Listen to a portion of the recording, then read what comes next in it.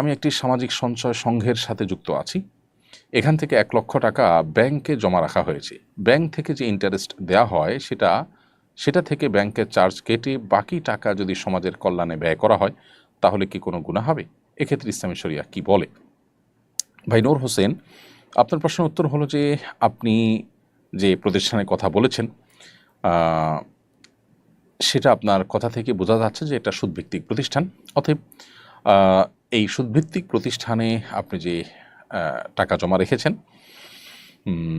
সেখান থেকে টাকা রাখলে তার বিপরীতে যে ইন্টারেস্ট দেওয়া হয় সেখান থেকে ব্যাংকের চার্জ কেটে, অর্থাৎ ইন্টারেস্টের টাকা থেকে যে ব্যাংকের চার্জ কেটে বাকি টাকা আপনি সমাজ কল্যাণমূলক কাজে যদি ব্যয় করেন তাতেও আপনি সুদের দায় থেকে মুক্ত হবেন না। প্রথমত ব্যাংকের চার্জ ওই সুদের টাকা থেকে কাটাই জায়েজ হবে না। কেন?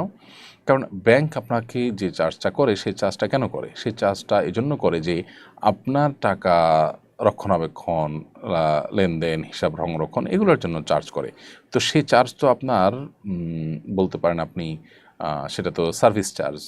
তো আপনি সার্ভিস নিচ্ছেন কিন্তু চার্জ দিচ্ছেন হারাম টাকা থেকে। তাহলে সার্ভিসের বিনিময়ে আপনি সুদের টাকাটাকে ব্যবহার করছেন। তার মানে আপনি উপকারটা দিন শেষে আপনিই ভোগ করছেন সুদের টাকার। তো সেটা জায়েজ হবে না। এজন্য ব্যাংকের যে চার্জ সেটা আপনাকে নিজেকে দিতে হবে। আর সুদের যে টাকা সেটা পরিপূর্ণই সওয়াবের নিয়ত করা ছাড়া দান করে দিতে হবে। আর পারতপক্ষে কোনো সুদী প্রতিষ্ঠানের সাথে লেনদেন করা জায়েজ হবে না।